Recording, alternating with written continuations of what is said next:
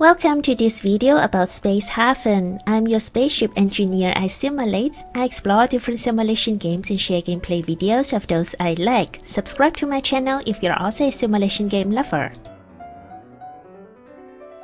We will be traveling in iSimulate Galaxy. To learn the basic game mechanics, let me pick the first scenario, basic platform, and select medium difficulty. Next, we get to adjust the skills and traits of our crew. I do not prefer a lazy crew member. Hardworking is much better. Ideally, we have everyone master different skills. Liz will be our mining and industry expert responsible for shielding. Mackenzie, our construct and medical specialist who will man the operations console.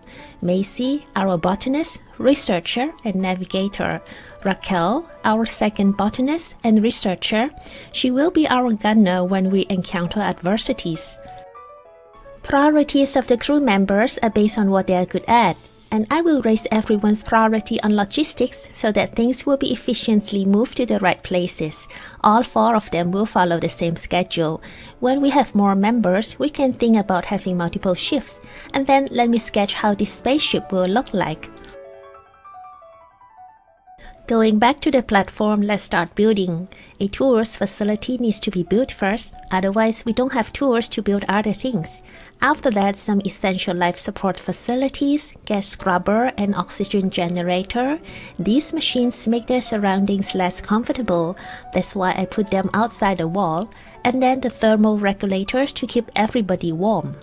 Soon we realize we need more space. It's time to expand by building hull sections based on my sketch. Within the walls, we have beds and a dining area. Behind that, naturally, is where the toilet should be. Next are the kitchen and LG dispenser. They sit close by the dining area. Checking the overall comfort of our platform, things look pretty good. The walls shield our crew members from the discomfort released by the machines. A hull stabilizer is needed if we want to do hyperjump, and it rewards us more system points. I'd put it at this corner. Okay, water purifier. I intend to put it outside the walls, but since we don't have that much space yet, I temporarily put it here. It needs advanced power to operate, therefore we built a large power node here, covering most of the platform. The tutorial suggests to have a small power node also. That one I'd put on the other side.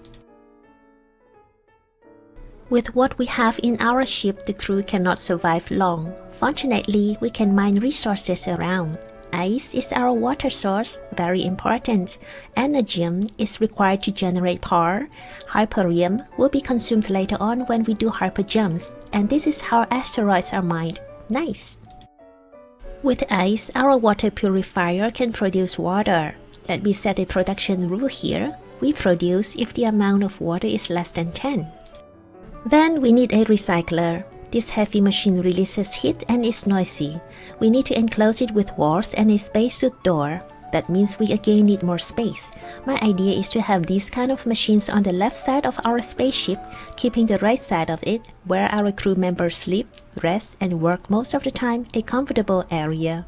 And one thing I learned from my earlier playthrough, which was not mentioned in the game's tutorial, was to start researching early.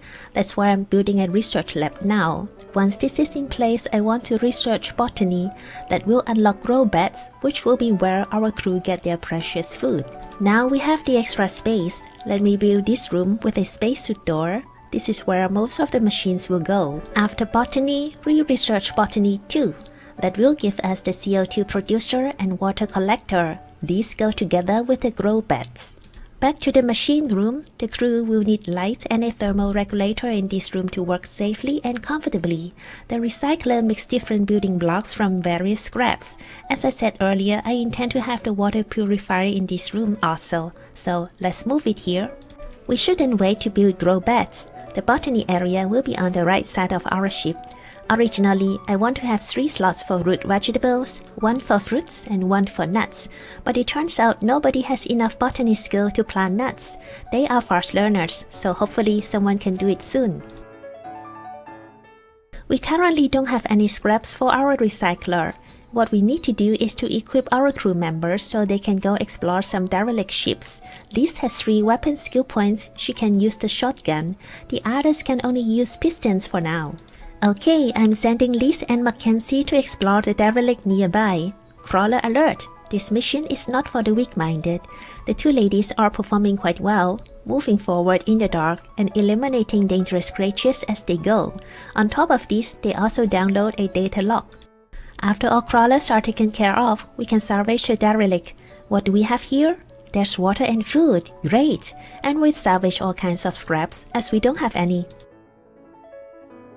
Asteroids are mined and the derelict is salvaged. It's time to move on to another sector. To do that, we need hyperdrives and a navigation console. Each hyperdrive can handle 800 mass and consumes 1 system point. The mass of our spaceship is 1582. That is within the capacity of 2 hyperdrives. Okay, we are ready for our very first hyperjump. Liz is getting things ready at the navigation console. Ready? Jump! We jump to this sector called Asteroid Field 332 to mine the resources there. Okay, deploy. Our next objective is to seek out the star system cluster hyperlane. We will do this at our own pace, exploring the different sectors and expanding our ship as we go. Okay, I hope you enjoyed this video as well as the game. Stay tuned and enjoy Space Haven. See you next time. Take care.